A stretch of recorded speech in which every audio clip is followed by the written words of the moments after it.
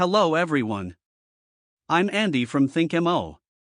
I'm currently teaching CCIE courses. From today on, I'm going to share with you CCNA, CCNP, CCIE related technologies. Our topic today is about subnet division content. This is the third video. If you watched the last two videos for today's subnets partitioning content, it might make more sense.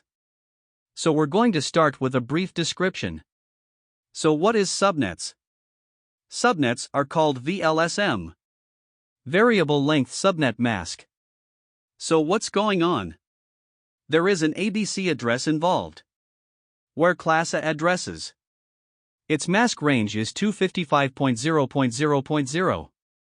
If I write it in slant over PI, that's PI over 8. The class B address range is 255.255.0.0. That's the 16-bit mask. Class C addresses are also the ones we use a lot. For example, household 192.168.1.0. The range of Class C addresses is 255.255.255.0. It is a 24-bit mask. This is the IP address classification process, its standard mask. So our goal is to make it longer. Changing the length of the mask allows the IP address space get the most out of it. Because IP addresses are not enough, it applies to public IP addresses. So how to maximize the use of IP address? That is, why do we divide subnets? The purpose is to achieve network addressing of urbanization. Save space for IP addresses. I showed you that before. There's the concept of high and low. The high end is the network bit. The lower part is the host bit. Like the three types of addresses I just wrote ABC. The mask is 255.0.0.0. The class A address is 8. The three zeros after the mask represent the host bit. That's the lower part. And 255 is the high part. The same goes for class B addresses. The first two 255s represent the upper part. 0.0 represents the lower part. The three 255s before the class C address represent the high part. The 0 is the lower part. And subnets are mainly borrowed concepts. So the borrow is going to the network bit. Host bit to borrow. If you want to pick it up, the accompanying information of this issue, you can join our Telegram learning group to receive. As network bits get longer and longer, let's say 81624.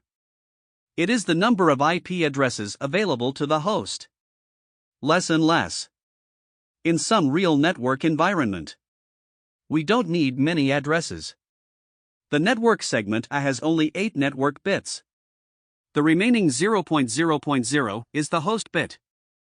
That way it won't be necessary. Let's say I only need to use 4 or 5 computers. There is no need to give it a segment to use. So we want to maximize the IP address savings. You can partition the subnet mask. Let's say it minimizes the number of IP addresses. Let's say it only needs 4. I'm going to try to get as close to 4 as possible. Try to make sure it only has 4 IP addresses available. The saved IP address, it can be used in other network segments. So specifically about subnets, it's a variable length subnet mask. How exactly is it divided? Take IP as an example. For example, 10.1.1.0. Originally it was a class A address. Let's give it a class C mask. So it becomes a class C address. So let's divide it up. The division is simple. And that's mostly in the first video.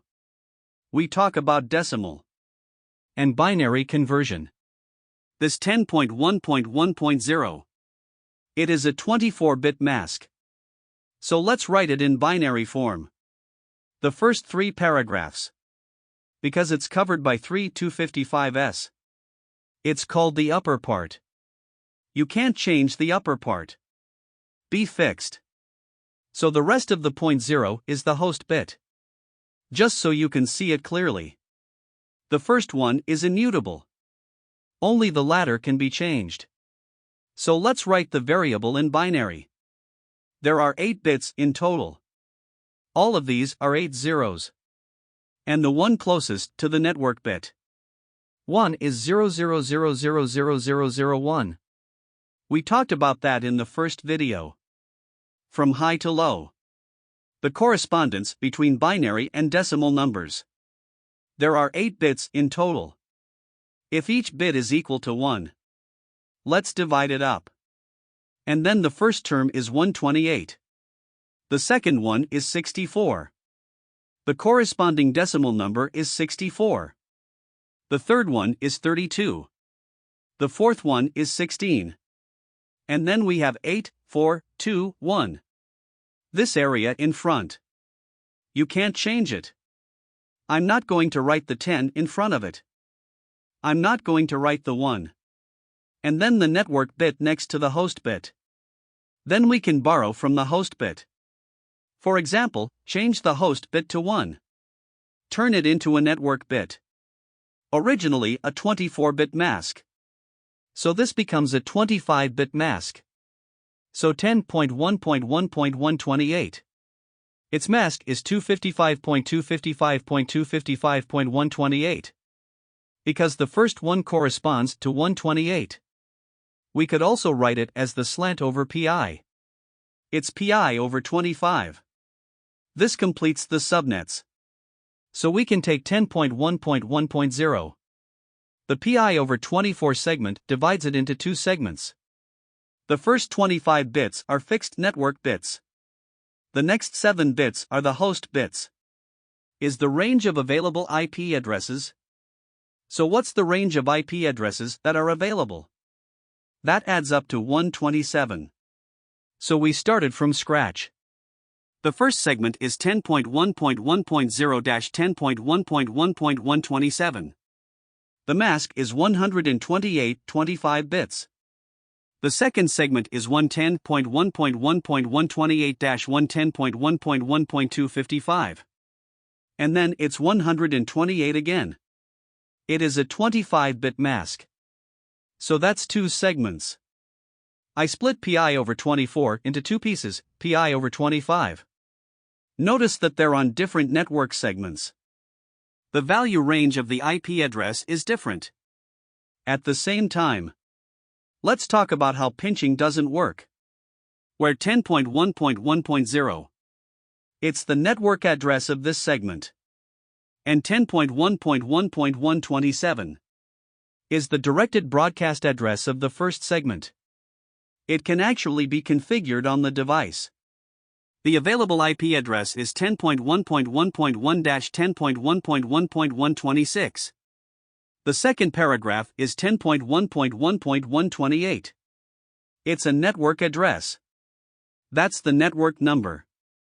And 10.1.1.255 is the directed broadcast address of the second segment. It is the directed broadcast address. The number of IP addresses that can be configured is 10.1.1.129-10.1.1.254. And obviously that's what masks look like. The mask of pi over 25, it's not the same amount. So they're not on the same network segment. It starts at 129 and goes through 254. The front is 0.1 through 126. That's it for today. If there are any other skills you'd like to learn, feel free to leave a message. Or send me a private message. If you're interested in what I'm talking about, hope to like and subscribe more. Thank you. See you next time.